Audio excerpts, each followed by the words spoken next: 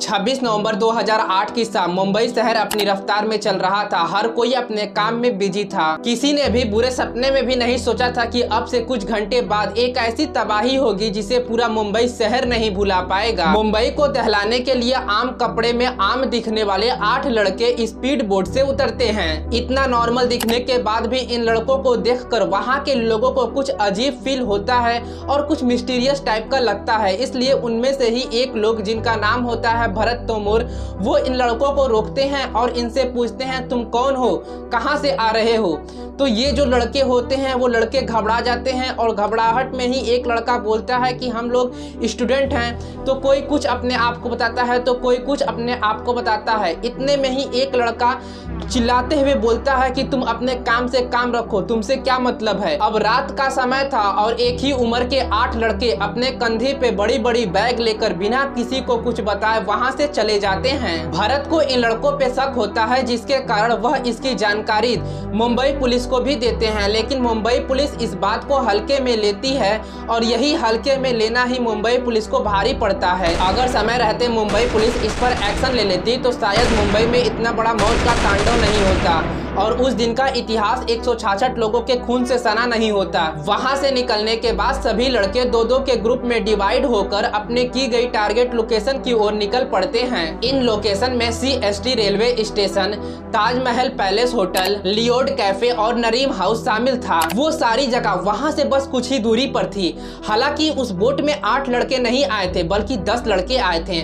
10 लड़कों में से 8 लड़के वहीं उतर जाते हैं और रोड का इस्तेमाल करके अपनी लोकेशन जाने का प्रयास करते हैं और बाकी के जो 2 लड़के रहते हैं वो बोट से ही अपनी टारगेट, अपनी लोकेशन ओबराय होटल जाने का इस्तेमाल करते हैं, मतलब बोट का इस्तेमाल करते हैं। एक तरफ जहां ये लड़के अपने मंसूबे को पूरा करने के लिए तेजी से आगे बढ़ रहे थे, वहीं दूसरी ओर मुंबई शहर अपने धुन में रोज की तरह तेजी से आगे बढ़ रहा था। लेकिन कुछ ही देर बाद मुंबई शहर गोलियों की तड़तड़ाहट से गूंज उठता है। मुंबई के लिए ये आवाज नई नहीं थी। अंडरवर्ल्ड के गुटों में रोज शूट आउट हुआ करता था, लेकिन आज कुछ बड़ा हुआ था। इतना बड़ा हुआ था कि जिसकी आवाज ने पूरे देश को सन कर दिया था। इस धमाके और अनाधुन गोलीबारी की शुरुआत छत्रपति शिवाजी टर्मिनस से होती है। छत्रपति शिवाजी टर्मिनस मुंबई की सबसे बिजी एंड रेलवे स्टेशन में से एक है। उस दिन पटना जाने वाली ट्रेन कुछ घंटे की देरी से चल रही थी। ये कहां किसी को पता था कि ये देरी उनकी जानलेवा साबित हो सकती है। उस दिन इस्माइल खान और अजमल कसम नाम के 2 बंदे स्टेशन पर पहुंचते हैं और एक ऐसे खौफनाक मंजर को जन्म देते हैं जिसका अंदाजा लगा पाना बेहद ही मुश्किल था। यहाँ पहुँचते ही वो लोग पागलों की तरह AK-47 से ताबड़तोड़ गोलियां चलाने लगते हैं और उनका दूसरा साथी चारों तरफ हैंड ग्रेनेड फेंक रहा था। किसी को नहीं पता था कि आखिरकार उनके साथ ऐसा क्यों किया जा रहा है। चारों ओर बस गोलाबारी और चीखने चिल्लाने की आवाज गूंज रही थी। लगातार गोली की आवाज और बम धमाके से लोग इधर उधर भाग रहे थे। जिसको जहाँ जगह मिल रहा था वो वहीं पे छुप जा रहा था। अफरा तफरी और चीख पुकार के बीच दोनों इस तरह से फायरिंग कर रहे थे जैसे मानो कि कोई वीडियो गेम खेला जा रहा हो। इन दोनों आतंकवादियों का सिर्फ एक ही मकसद था, Chhatrapati Shivaji terminus railway station पर ज्यादा से ज्यादा लोगों की मौत। यहाँ तक कि स्टेशन पर काम करने वाले और रेलवे पुलिस को कुछ समझ नहीं आ रहा था कि इस तरह की सिचुएशन को कैसे हैंडल किया जाए। फिर भी रेलवे पुलिस इन दोनों आतंकवादियों को रोकने के लिए हर एक कोशिश करती है लेकिन नाकाम रहती है,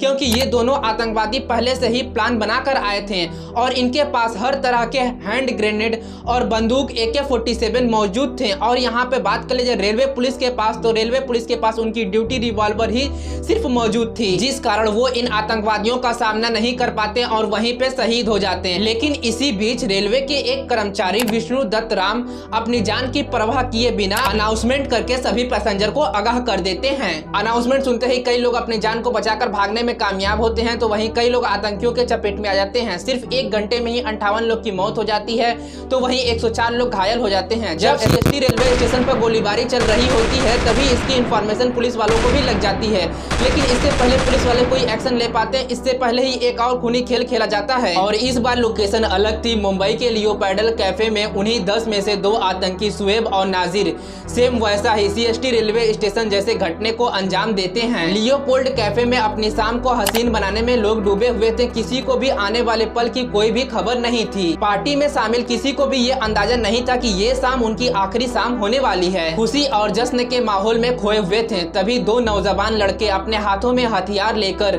उस कैफे में पहुंचते हैं और उस कैफे में जितने भी लोग अपने टेबल चेयर पर बैठे होते हैं उनके खून के प्यासे बन जाते हैं और लगातार उनके ऊपर फायरिंग करना शुरू कर देते हैं। लियोपोल्ड कैफे मुंबई का एक बहुत ही माना जाना कैफे है। इस कैफे में हमेशा से फॉरेनर और पॉपुलर लोग ही आया जाया करते हैं, इसी कारण से इस कैफे को टारगेट बनाया जाता है। लियोपोल्ड कैफे में आतंकवादी घुसते ही फायरिंग करना शुरू कर देते हैं, जिसमें जो जहां बैठा है उसकी वही मौत हो जाती है। इसमें कई भारतीय और फॉरेनर की भी जान चली जाती है। मुंबई में लगातार 2 अटैक होने के बाद भी बात यही नहीं खत्म होती है। इनके बाकी के जो 2 मेंबर और थे वो पहले ही कई जगह पे अटैक कर रहे थे और ये लोग भी कई जगह पे लगातार अटैक कर रहे थे। किसी को भी कुछ भी सोचने और समझने का मौका नहीं मिल रहा था। यह अटैक इतना तेजी से हो रहा था कि कोई अपने आप को संभाल भी नहीं पा रहा था और इस अटैक में मारा जा रहा था। इसलिए सबको घर में ही रहने की सलाह दी जाती है। हर गुजरते मिनट के साथ मीडिया में एक न्यू हेडलाइन फ्लैश कर रही थी। कुछ घंटे पहले शुरुआत हुआ ये हमला एक विकराल रूप ले लेता है। किसी को कुछ नहीं समझ में आता है, सिर्फ हर तरफ गोलीबारी और बम ब्लास्ट की ही आवाज सुनाई देती है। किसी को कुछ नहीं समझ में आ रहा था कि अब क्या करना है और क्या नहीं करना है। शुरुआती दौर में मुंबई पुलिस को यह एक गैंगवार लगता है, लेकिन बीतते कुछ ही घंटे बाद मुंबई पुलिस को यह समझ में आ जाता है कि ये कोई गैंगवार नहीं है, बल्कि यह सोची समझी एक फुल प्लान टेररिस्ट अटैक है। मुंबई में उस दिन एक ही समय पे कई जगह पे हमले हो रहे थे। जब CST railway station Leopold cafe पे हमला हो रहा था, तभी इन आतंकवादियों का एक दूसरा ग्रुप ताज होटल को भी अपना निशाना बना लेता है। ताज होटल पे अटैक की इतनी जबरदस्त प्लानिंग की गई थी कि जिस समय ताज होटल पे अटैक हो रहा था उस समय ताज होटल के मैक्सिमम रूम बुक थे और उस समय यूरोपियन पार्लियामेंट के कई डेलीगेशन भी उस होटल में मौजूद थे। और इत्तेफाक की बात तो यह है कि उस दिन गौतम अडानी भी अपनी ताज होटल में ही मीटिंग कर रहे होते हैं और वो जैसे ही मीटिंग को खत्म करके जा रहे होते हैं तभी उनकी टीम उनको एक और मतलब दूसरी मीटिंग के बारे में बताती है। तो वो तुरंत दूसरी मीटिंग करने के लिए मीटिंग रूम में चले जाते हैं। एक तरफ जहां अडानी मीटिंग रूम में जाते हैं, वहीं दूसरी तरफ आतंकवादियों का एक दूसरा ग्रुप जावेद और हाफिज होटल के मेन एंट्री गेट में घुस जाते हैं। उन सभी के होटल में एंट्री करते ही ताज होटल गोलियों की तड़तड़ाहट और बम धमाके से गूंज उठता है और जैसे ही इसकी इंफॉर्मेशन अडानी के टीम को लगती है, अडानी को तुरंत किचन के जरिए बेसमेंट में ले जाया जाता है, जहां वो रात भर रहते हैं और सुबह उन्हें मार्क्सो कमांडो सेफली रेस्क्यू कर लेते हैं। अडानी तो सेफ हो चुके थे, लेकिन अभी भी हजारों लोगों की जान दांव पे लगी हुई थी। दोनों आतंकी लगातार फायरिंग कर रहे थे और हर तरफ डर का माहौल बना हुआ था। सबसे पहले इन दोनों आतंकियों ने मेन गेट पर ड्यूटी कर रहे गार्ड को मार देते हैं और उसके बाद ग्राउंड फ्लोर पर जितने लोग होते हैं उनमें से कुछ को मार देते हैं और कुछ को बंदी बना लेते हैं। आतंकी फायरिंग करते हुए सीढ़ियों की मदद से ऊपर के फ्लोर को खंगालने लगते हैं और इसी का फायदा उठाकर मुंबई पुलिस अलग अलग गेट से बड़े बड़े अधिकारियों को रेस्क्यू कर लेती है। यहाँ पे आतंकियों का मोटिव ये होता है कि किसी बड़े बिजनेसमैन या फिर किसी फॉरेन डेलीगेशन को अपना बंदी बनाकर और उनके सहारे अपनी बातों को इंडिया गवर्नमेंट से बनवा सकें। दोनों आतंकी होटल में घुसने के साथ ही पहले 5th फ्लोर पर अटैक भी इसीलिए करते हैं क्योंकि उनको ये बात पता था कि 5th फ्लोर पर बिजनेस सेंटर था। उन्हें लगता था कि 5th फ्लोर पे उन्हें कोई ना कोई बड़ा बिजनेसमैन जरूर मिल जाएगा। हालांकि गौतम अडानी को वहां से रेस्क्यू नहीं किया जाता तो वो अपने मकसद में जरूर कामयाब हो सकते थे, लेकिन 5th फ्लोर पर किसी बड़े पर्सनालिटी के ना मिलने पर दोनों आतंकी बौखला जाते हैं और बौखला कर लगातार फायरिंग करते हुए 6th फ्लोर पर चढ़ जाते हैं। 6th फ्लोर पर चढ़कर वो अपना कंट्रोल सेंटर बनाने के लिए रूम की तलाश करते हैं। तभी उनकी नजर रूम नंबर 520 पर पड़ती है। 520 रूम नंबर अंदर से बंद होता है। बहुत देर तक पहले तो वो सब खटखटाते हैं, खटखटाने पर दरवाजा अंदर से नहीं खुलता है तो वो अपने हथियार के मदद से दरवाजा को तोड़ देते हैं, तोड़कर अंदर घुस जाते हैं। दरअसल उस कमरे में कॉर्पोरेशन बैंक के चेयरमैन के राजमूर्ति मौजूद थे। होटल में गोलियों की बौछार और लोगों की चीख पुकार से उन्हें भी इसके बारे में पता चल चुका था, इसलिए वो अपने रूम को अंदर से बंद करके बाथरूम में जाकर छुप जाते हैं। लेकिन कमरे का गेट खुलते ही उनके धड़कन की रफ्तार एकदम से तेज हो जाती है और जिसका डर था वही होता है। बाथरूम में छुपे राममूर्ति को आतंकवादी देख लेते हैं और उन्हें भी अपना बंधक बना लेते हैं। ताज होटल में अटैक के पीछे ही व्हीलपाल और बड़ी वार में चल रही टैक्सी में एक बहुत ही बड़ा बम ब्लास्ट होता है। टैक्सी में सवार सभी लोग की मौत हो जाती है और इतना तेज बम ब्लास्ट होता है कि आसमान में पूरा धुआं ही धुआं हो जाता है। आसपास के घर में भी आग लग जाती है। आतंकी टैक्सी में ट्रेवल कर रहे होते हैं और उसी समय उस टैक्सी में बम लगा देते हैं ड्राइवर को किसी भी बातों में उलझाकर।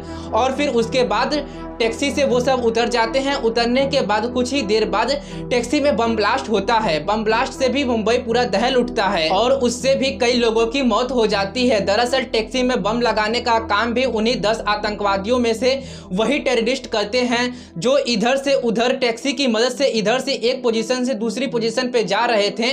वही आतंकी टैक्सी में बम भी लगाते हैं। ताज होटल में जब दोनों आतंकी 6 फ्लोर पे अपना कंट्रोल रूम बना रहे होते हैं तभी उनके 2 और साथी ताज होटल में आ जाते हैं। दोनों साथी का नाम होता है शुएब और नाजिर। ये दोनों आते ही लगातार फायरिंग करते हैं, हर तरफ पागलों की तरह फायरिंग करते हैं और 4 लोगों को बंदी बनाकर रूम नंबर 520 में ले जाते हैं। अब इस रूम में 4 आतंकी और 5 हॉस्टेज होते हैं। इस वक्त तक 4 आतंकी में से कुछ आतंकी लगातार किसी से फोन पे आगे की इंफॉर्मेशन दे रहे होते हैं और ले रहे होते हैं और आगे की हमले को लेकर बातें कर रहे होते हैं। तो कुछ आतंकी जो 5 हॉस्टेज होते हैं उनकी आईडी को खोज कर देख रहे होते हैं कि कहीं इनमें से कोई बड़ा आदमी तो नहीं है। जब इन 5 लोगों में से आतंकवादियों को कोई बड़ा आदमी नहीं मिलता है तो वो आतंकवादी कमरे में चादरों में और पर्दे में आग लगाकर कमरे को बाहर से बंद करके वहां से चले जाते हैं। आग के धुएं से हॉस्टेज का दम घुटने लगता है, लेकिन किसी तरह से वो लोग एक दूसरे की हेल्प करके अपने हाथ को खुलाते हैं। हाथ को खुलाकर चादर की मदद से और पर्दे की मदद से खिड़कियों से वो एक दूसरे को बांध कर नीचे उतारते हैं और इस तरह से उन लोगों की जान बच जाती है। ये 5 लोग तो अपनी जान बचा लेते हैं, लेकिन ताज होटल में अब तक 31 लोग अपनी जान गंवा चुके होते हैं। एक तरफ ताज होटल में आतंक मचा हुआ था तो वहीं दूसरी तरफ आतंकियों की चौथी टीम नाजिर और बाबा इमरान नरीम हाउस में घुसकर वहां के लोगों को हॉस्टेज बनाने लगते हैं। दरअसल नरीम हाउस पे अटैक करने का इन आतंकियों का एक अलग ही मोटिव होता है। 5 फ्लोर की ये बिल्डिंग जूस ऑर्गेनाइजेशन के द्वारा 2 साल पहले खरीदी गई थी, जिस वजह से रेमन हाउस एक यहूदी सेंटर होता है। यहाँ पे यहूदी आते और रुकते और प्रेयर किया करते थे। इस जगह पर इजरायली प्रिस्ट रैबी ग्रेल्बियो हॉल्सबैग और उनकी पत्नी रिफा अपने बेटे मोसे के साथ रहते थे। जूस सेंटर होने की बजाय आतंकियों का प्लान यहाँ पर किसी को मारने का नहीं था, बल्कि यहाँ के लोगों को बंधक बनाने का था। उनका मोटिव ये था कि वे सभी इजरायली सिटीजन को अपना बंधक बनाएंगे और उनको बंधक बनाने के बाद इजरायली गवर्नमेंट के साथ नेगोशिएट करेंगे और उनसे अपनी बात मनवाने की बात कहेंगे। और वो जब इजरायली जो गवर्नमेंट है वो भारत गवर्नमेंट के साथ अपना दबाव डालेगी और इसकी वजह से इजराइल और भारत का जो रिश्ता है वो खराब हो जाएगा। इसलिए दोनों आतंकी यहाँ पे रह रहे गैब्रियो और उनकी पत्नी रिविका से इजरायली एम्बेसी से बात कराने का दबाव बनाते हैं। लेकिन जब कोई बात नहीं बनती है तो आतंकी गुस्सा होकर नरीम हाउस को भी खून से रंग देते हैं और इस हमले में गैब्रियो और उनकी पत्नी समेत 9 लोगों अपनी जान गंवा देते हैं। CST railway station, Leopold cafe, Nariman house, Taj hotel, taxi bomb blast, जहां इतना सब हो रहा था वहीं पर आतंकियों का 5वां ग्रुप अब्दुल रहमान और फहाद ओबराय होटल के पास बोर्ड को समुद्र के किनारे लगाते हैं और होटल की लॉबी में घुसकर अनाधुन फायरिंग करना शुरू कर देते हैं। ये आतंकवादी भी बाकी आतंकवादियों की तरह गोलीबारी और फायरिंग करना शुरू कर देते हैं, जिसकी आवाज सुनकर कुछ लोग तो बाहर निकल जाते हैं। लेकिन इस दौरान आतंकी होटल के 2 स्टाफ मेंबर को अपना बंधक बना लेते हैं। बंधक बनाने के बाद उनसे ये कहते हैं कि यहाँ पे जितने भी फर्नीचर हैं और पर्दे हैं उसमें अल्कोहल डालकर आग लगा दो। लेकिन जो जॉर्डन है वो ऐसा नहीं करते हैं। ऐसा करते समय उनके हाथ कांपते हैं। ये देखकर आतंकवादी गुस्से हो जाते हैं और गुस्सा होकर तुरंत जॉर्डन को वहीं पे मार देते हैं।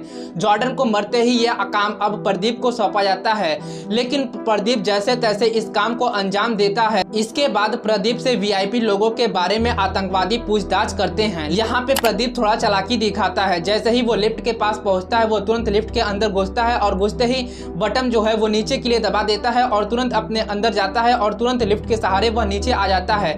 यह सब इतना अचानक और इतना तेजी से हुआ था कि आतंकवादियों को कुछ नहीं समझ में आ रहा था। यह देखकर आतंकवादी गुस्सा हो जाते हैं और गुस्सा होकर फिर से अनाधुन हर एक तरफ गोलीबारी और फायरिंग करना शुरू कर देते हैं। एक ही दिन एक ही वक्त पर अलग अलग जगह से अटैक की खबर सुनकर महाराष्ट्र पुलिस क्लूलेस हो जाती है और उसे कुछ नहीं समझ में आता है कि अब आगे क्या करना है। हालांकि गोलीबारी की सूचना पाते ही मुंबई एटीएस के हेड हेमंत करकरे अपनी टीम को लेकर आतंकियों के पीछे पहुंच जाते हैं। हालांकि गोलीबारी की सूचना पाते ही मुंबई एटीएस के हेड हेमंत करकरे अपनी टीम को तैयार करके आतंकियों के पीछे जाते हैं। सबसे पहले वो सीएसटी रेलवे स्टेशन जाते हैं। तब तक वहां पे खूनी खेल खेला जा चुका था कि तभी उन्हें पता चलता है कि 2 आतंकी हाथ में हथियार लेके कॉमा हॉस्पिटल के पास देखे गए हैं। यह क्लू मिलते ही वह तुरंत अपने गाड़ी को कॉमा हॉस्पिटल की तरफ मोड़ लेते हैं। इस गाड़ी में हेमंत करकरे के साथ एएसपी अशोक, विजय सलस्कर, हेड कांस्टेबल अरुण जादव और 3 सिपाही मौजूद थे। गाड़ी जैसे ही कॉमा हॉस्पिटल के गली के पास पहुंचती है, दोनों आतंकी एकदम से गाड़ी के सामने आते हैं और अपनी AK-47 की 2 मैगजीन गाड़ी के ऊपर ही खाली कर देते हैं। इस दौरान पुलिस के भी तरफ से अंधाधुंध फायरिंग की जाती है। इस फायरिंग में एक आतंकी कसब के हाथ में गोली लग जाती है। गोली लगने के बाद भी ये आतंकी लगातार फायरिंग करते रहते हैं, लेकिन फिर कुछ समय बाद पुलिस वालों की तरफ से फायरिंग बंद हो जाती है। फायरिंग बंद होने के बाद ये जो दोनों आतंकी रहते हैं वो धीरे धीरे करके गाड़ी के पास जाते हैं और जा करके चेक करते हैं कि अब कोई पुलिस वाला बचा तो नहीं है। इस गोलीबारी में हेमंत करकरे सहित कई पुलिस वाले शहीद हो जाते हैं। विजय सोलंकर अशोक कमेटी की बॉडी को गाड़ी से नीचे उतारते हैं और नीचे उतारने के बाद पीछे वाले भी सीट से जितने लोग बैठे होते हैं उनको उतारने की कोशिश करते हैं, पर गाड़ी का जो फायरिंग करते समय गाड़ी का जो वो डोर होता है वो खराब हो जाता है इसके वजह से, और उनको लेट हो रहा होता है। इसके कारण वह पीछे के डोर से किसी को नहीं उतारते हैं, बस आगे से इन्हीं तीनों लोगों को उतार कर गाड़ी के आगे अपने बैठते हैं और गाड़ी को लेकर वहां से मालबार हिल की तरफ निकल जाते हैं। हालांकि गोलीबारी के कारण गाड़ी की हालत काफी खराब हो जाती है, लेकिन गाड़ी कुछ देर तक तो चलती है, लेकिन उसके बाद गाड़ी जो है वो पंचर हो जाती है। जब गाड़ी पंचर हो जाती है तभी उन आतंकवादियों को सामने से एक आती हुई गाड़ी दिखाई देती है। उस गाड़ी को ये आतंकवादी खाली करवाते हैं और खाली करवाकर उस गाड़ी में बैठ जाते हैं। हालांकि इसमें एक चीज जो होती है वो बहुत अच्छी होती है। जो पुलिस वालों की गाड़ी होती है जिसमें ये लोग अंधाधुंध फायरिंग किए होते हैं, उसमें अभी भी 3 पुलिस वाले होते हैं, जिसमें से एक जो पुलिस वाले होते हैं वो अभी जिंदा होते हैं, क्योंकि उनको जो गोली है उनको सिर्फ कंधे पे ही लगी होती है। इसलिए वह गाड़ी में बैठकर सभी आतंकवादियों की बात सुनते रहते हैं। तभी उस गाड़ी में जब ये लोग गाड़ी खाली कर देते हैं, गाड़ी खाली करके ये दोनों आतंकवादी जब दूसरे गाड़ी में बैठ जाते हैं तो वहां के जो पुलिस वाले जो गाड़ी में होते हैं वह तुरंत इसकी इंफॉर्मेशन अपने डिपार्टमेंट में देते हैं। अब इंफॉर्मेशन मिलते ही हर तरफ बैरिगेटिंग कर दी जाती है, हर तरफ चेकिंग चालू हो जाती है और इसके कारण यह जो दोनों आतंकवादी थे वो पुलिस के घेरे में फंस जाते हैं। भागने का एक भी मौका नहीं मिलता है तो आतंकवादी बैरिगेटिंग को तोड़कर भागने की कोशिश करते हैं, लेकिन पुलिस वालों की तरफ से ताबड़तोड़ फायरिंग चालू हो जाती है, लेकिन आतंकवादियों की तरफ से भी फायरिंग चालू हो जाती है। दोनों तरफ से ताबड़तोड़ फायरिंग होती है, लेकिन पुलिस वालों के सामने आतंकवादी कहीं भी टिकते हुए नजर नहीं आते हैं और थोड़ी ही देर बाद आतंकवादियों की तरफ से फायरिंग बंद हो जाती है। अब पुलिस वालों को जाकर वहां पे चेक करना होता है कि क्या ये दोनों आतंकवादी मर चुके हैं या फिर अभी जिंदा हैं, लेकिन किसी की भी हिम्मत नहीं हो रही थी कि आगे बढ़कर चेक करे कि वो मर चुके हैं या फिर जिंदा हैं। ऐसे में एक पुलिसकर्मी भीड़ को चीरते हुए आगे आते हैं। जो होते हैं सब इंस्पेक्टर होते हैं, वह भीड़ को चीरते हुए आगे आते हैं और जाकर वहां पे चेक करते हैं। बड़ी ही बहादुरी के साथ जब वो वहां पे पहुंचते हैं तैसे ही एक आतंकवादी खड़ा होता है, खड़ा होकर उनके ऊपर फायरिंग करने की कोशिश करता है, लेकिन वह उसको पकड़ लेते हैं ताकि वह भाग ना पाए। लेकिन इस गुस्से में आतंकवादी उनके ऊपर 23 राउंड ताबड़तोड़ फायरिंग कर देता है और वो वहीं पे शहीद हो जाते हैं। हालांकि शहीद तुकाराम अंबाला का बलिदान व्यर्थ नहीं जाता है, वो आतंकवादी भी पकड़ा जाता है। एक आतंकवादी तो पहले ही मारा जा चुका था, लेकिन दूसरा आतंकवादी भी जिंदा पकड़ा जाता है, जो बाद में इन्वेस्टिगेशन में बड़ा ही काम आता है। लेकिन अभी भी 8 आतंकवादी बचे हुए थे जो मुंबई में लगातार तबाही मचा रहे थे। हालांकि एनएसजी के कमांडर बाकी जितने भी आतंकवादी बचे थे उनको भी मार गिराते हैं। कोई ताज होटल में मारा जाता है, तो कोई लियोड कैफे में मारा जाता है, तो कोई ओबराय होटल में मारा जाता है। इस तरह करके जितने भी आतंकवादी बचे थे उनको एनएसजी के कमांडर मार गिराते हैं। 26 नवंबर को शाम में शुरू हुआ मौत का तांडव आखिरकार 29 नवंबर को खत्म हो जाता है, जिसमें 166 लोग तो मारे जाते हैं और वहीं पे 300 से ज्यादा लोग घायल हो जाते हैं। 60 घंटे तक सांस को रोक कर बैठी मुंबई आखिरकार राहत की सांस लेती है और जितने भी आतंकवादी होते हैं वो सारे मारे जाते हैं। हाँ दोस्तों, ऐसी ही वीडियो पाने के लिए हमारे चैनल को सब्सक्राइब कर दें और वीडियो को लाइक कर दें।